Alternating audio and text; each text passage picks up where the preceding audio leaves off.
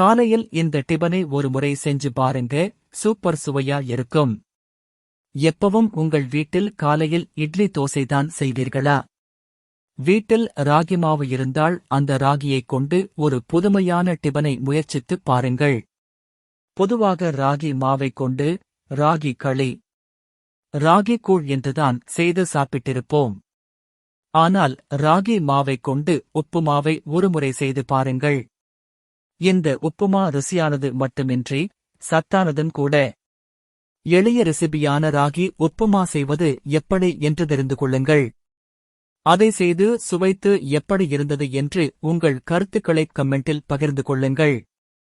உப்புமா செய்ய தேவையான பொருட்கள்: எண்ணெய் 1 டேபிள் ஸ்பூன், நெய் 1 டீஸ்பூன், கடுகு 1 டீஸ்பூன், உளுத்தம் பருப்பு 1 டீஸ்பூன், கடலை பருப்பு 1 டீஸ்பூன், 10 முந்திரி பருப்பு, இஞ்சி சிறிய துண்டு பொடியாக நறுக்கியது, பச்சை மிளகாய் 1 பொடியாக நறுக்கியது, கறிவேப்பிலை 1 கொத்து, பெருங்காயத்தூள் சிறிது, வெங்காயம் 1 பொடியாக நறுக்கியது, ரவை 1 கப், ராகி மாவு 1 கப், தண்ணீர் 4 கப், உப்பு சுவைக்கேற்ப. முதலில் ஒரு வாணலியை அடுப்பில் வைத்து அதில் எண்ணெய் மற்றும் நெய் ஊற்றி சூடானதும் கடுகு சேர்த்து பொரியவிட வேண்டும். பின் அதில் உளுத்தம் பருப்பு, கடலை பருப்பு சேர்த்து லேசாக நிறம் மாறத் தொடங்கும் வரை வறுக்க வேண்டும். பின்பு முந்திரியை சேர்த்து பொன்னிறமாக வறுக்க வேண்டும்.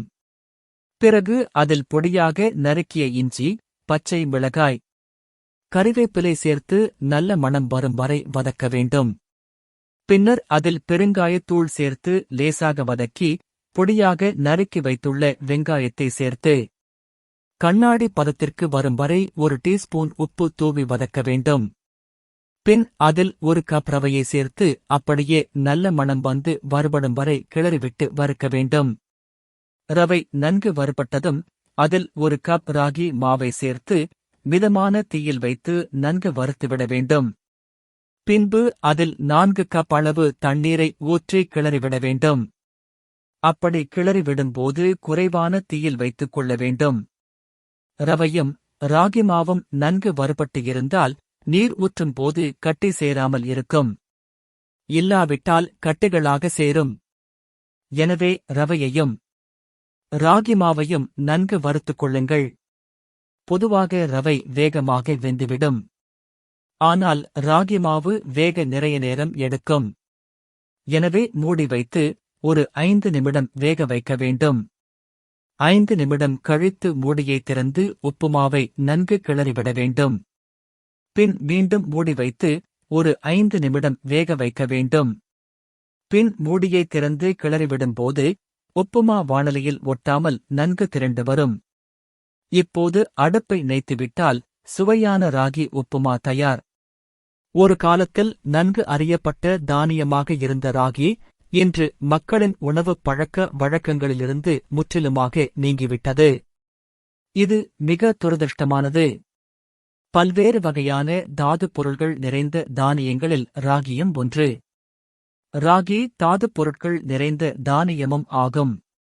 மற்ற சிறுதானியங்களில் இருப்பதை விட 5 முதல் 30 வரை மடங்கிற்கு ராகியில் கால்சியம் உள்ளது. மேலும் பாஸ்பரஸ், பொட்டாசியம், இரும்பு போன்ற தாதுப் பொருட்களும் இதில் அதிக அளவில் உள்ளன. இதில் எலும்புகளை வலுவாக்க உதவும் கால்சியம் சத்துக்கள் அதிகம் நிறைந்துள்ளன. ராகி குறிப்பாக ஹீமோகுளோபின் குறைவான அளவு உள்ள மனிதர்களுக்கு ஒரு சிறந்த சிறுதானிய உணவாக இருக்கும். இது ஊட்டச்சத்து மிக்க சிறந்த காலை உணவாகும். இந்த பதிவு உங்களுக்கு பிடித்திருந்தால் லைக் மற்றும் சப்ஸ்கிரைப் செய்து பகிருங்கள். மேலும் இது போன்ற தகவல்களுக்கு தொடர்ந்து இணைந்திருங்கள்.